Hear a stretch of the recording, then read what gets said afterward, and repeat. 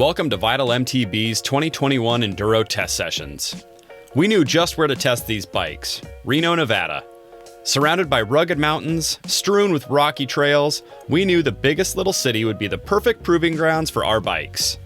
Sky Tavern Bike Park is a nonprofit that operates on city land and is free for the public to ride. Their expanding trail network includes an adaptive green trail all the way to hard-hitting black diamond runs. From heavy downhills to steep, challenging climbs, the Sierras threw it all at our test bikes. In this video, we'll be examining the brand new Transition Spire Carbon GX build. To read the full review, head to vitalmtb.com. The Spire is Transition's newest and biggest bike to date. Despite having less travel than the TR11, Transition's downhill bike, its wheelbase is longer. Numbers aside, the Transition has built this bike as more of an all-rounder and ready to party in the woods, as is the Bellingham brand's moniker. Transition offers the Spire in both carbon and alloy frames with multiple build options. We applaud them for making a more affordable alloy frame on a brand new bike. We know there will be plenty of rippers needing to save some dollars to get a bike like this. Our particular build features a carbon frame. The drivetrain is a SRAM GX Eagle 12-speed affair with SRAM code RSC brakes. The Transition wins the Big Brake Award for coming with a massive 220mm front rotor and 200mm rear. RockShox supplies suspension with its top-shelf Zeb Ultimate fork and Super Deluxe Ultimate rear shock. Schwalbe takes care of the tires with soft Super Trail casing Big Betty and Magic Marys. Stan's Flow S1 wheels are a sensible choice for rims. Though we aren't doing a Best Bang for Your Buck award for this review, the Spire definitely makes its case. Beyond the parts, the Spire is the slackest in this test. A 63-degree head angle in the high position is bested only by its 62.5-degree head angle in the low position.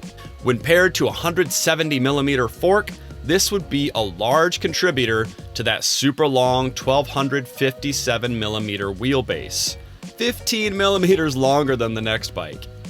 Our medium test bike had a 460mm reach, long but not the longest. This was paired to a size-specific 446mm chainstay length.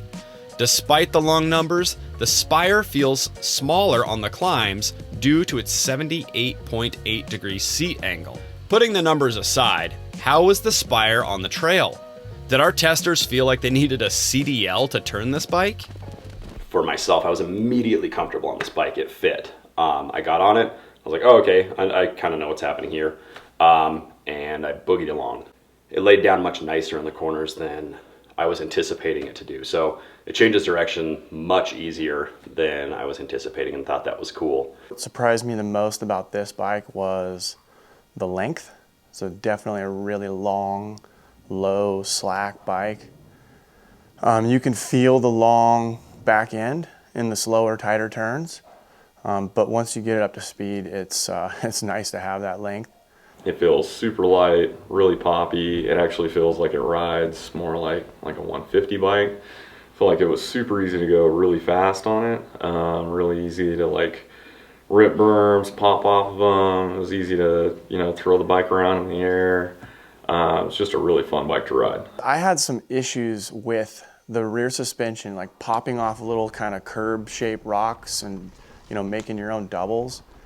It would kind of buck me sometimes. And I think it's something you could probably tune out of the shock a little bit or get used to, or maybe a little bit of both. But I had some inconsistencies in the back end with really, I guess, doing the kind of riding that I do. On the lower angle stuff, what I liked is kind of as fatigue was setting in later in the day, I could just kind of hang out on the bike. You don't have to be such an active driver on this thing. This bike builds speed really fast, and it carries its speed extremely well. Long numbers, agile handling, and a somewhat stiff suspension feel made the Spire more versatile than anticipated. So who is this bike for? So I think that bike is for people who don't necessarily need, 170 mils of travel all the time, because it does kind of ride like a 150 travel bike. I think it's good for somebody who likes to go fast, Probably not on super rough terrain.